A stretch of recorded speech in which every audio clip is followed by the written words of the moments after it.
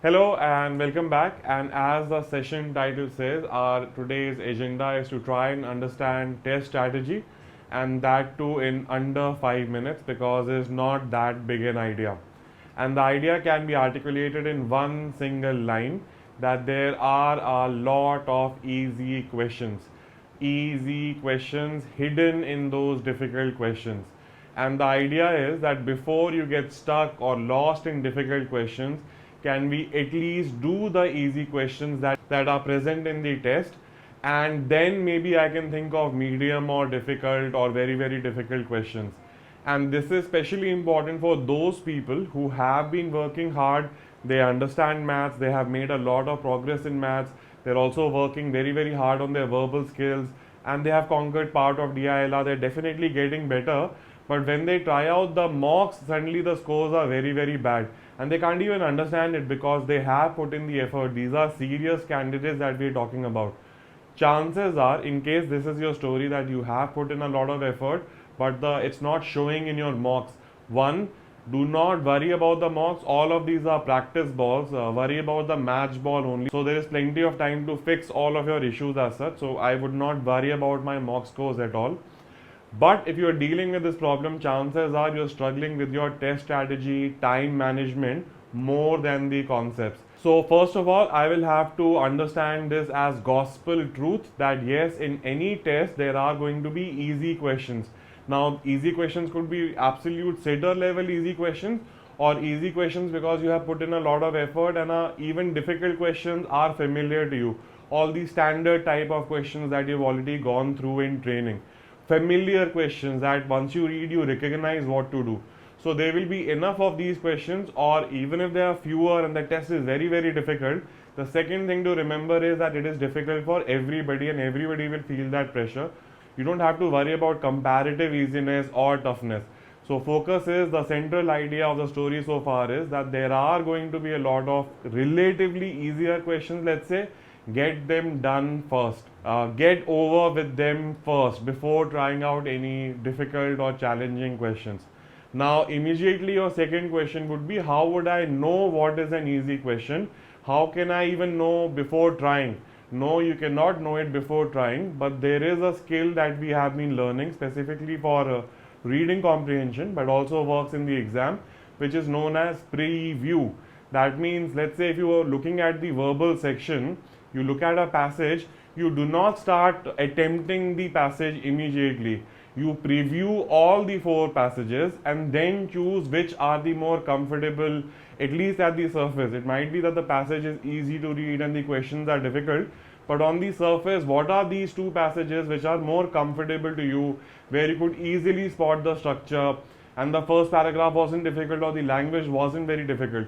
So if there are four passages, there would be again a relative scale of what is doable and what was maybe difficult in the scenario as such.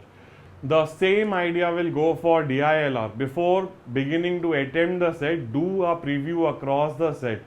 Spend that 5-10 minutes trying to understand what is the landscape, what is a definitely doable, familiar, easy set. Spot that, try that, and then move on to what might be very complicated. And again, as you read it, you will know whether the operations are working or whether it's totally alien to you. If some operations are happening, maybe it's a doable set. If there is no information hitting your head at all, definitely for later, right? And then the same thing for maths. You preview all the questions before choosing which questions to do, because this test is not a test of maths and English and DILR. It is a test of your management aptitude. It is called an aptitude test. It is not called a maths test. It is not called a language literature test, right? What that means is you have a limited amount of time and you have a very clear cut task. The task is to get as many points or marks as possible, but you will fail at that task if you go linearly, because maybe the first four questions will be very difficult and you're stuck in them and then you lose all time. So another question going through your head, and these are all questions that I've heard from students and have been asked for like 10,000 times. If I'm doing preview, am I wasting time in the process when I'm just reading all 3-4 passages without committing to the questions?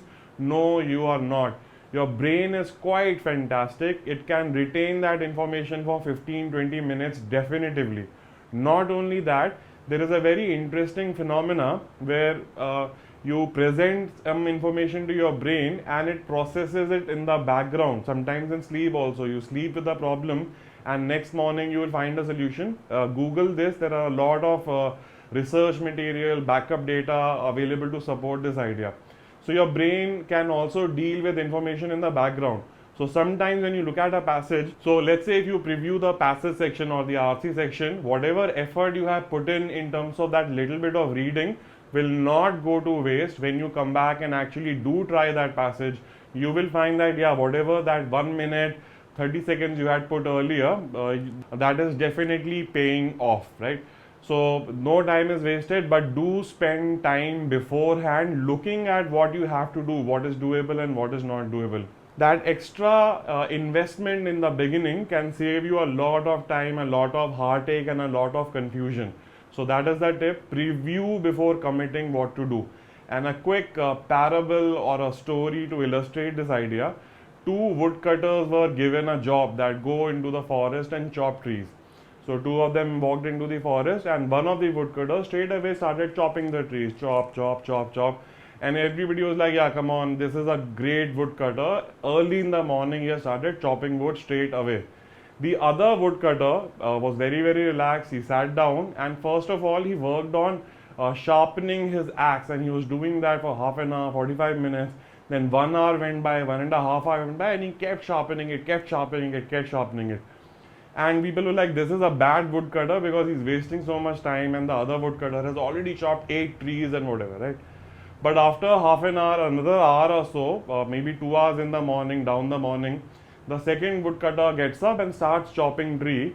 And by that time, the first woodcutter's axe is getting blunt and he's getting tired, and the trees are not, the rate of cutting the tree is going down. And this guy is now chopping very, very quickly because his axe is very, very sharp. Now you might think that why isn't the second guy also not sharpening his axe? But if he does that, his work will improve. Or maybe both of them could have started with very, very sharp axes. But let's say the point of the story being that that initial 5-10 minutes of investment can help you chop more trees in the exam, right? So remember that story and try this out in whatever next mock or test you are appearing for. Your goal, let's say, forget about your score, forget about your challenges, whatever. Your goal for the next mock is to look for 10 easy questions or 15 easy questions or 8 easy questions and 5 medium questions as such.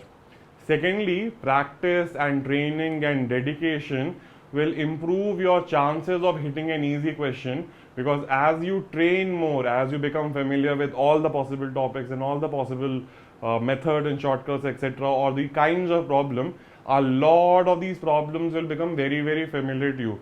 So your probability of hitting an easy question or understanding that's easy because you have already trained for it will also improve. So training definitely will make a difference. But if you have been training and struggling, chances are it's a matter of strategy and time management, not necessarily concepts. So I want to stop right now because I don't want this to be a long session. This same idea can be stretched for 45 minutes, 1 hour, and it's the coaching industry's favorite thing to do. So I thought I will also join in and participate. Why should I be left behind? And this is my 2-bit on test taking strategy. But beyond that, there is not much. Preview, choose easy questions, train a lot, work hard so that you become good at picking these questions.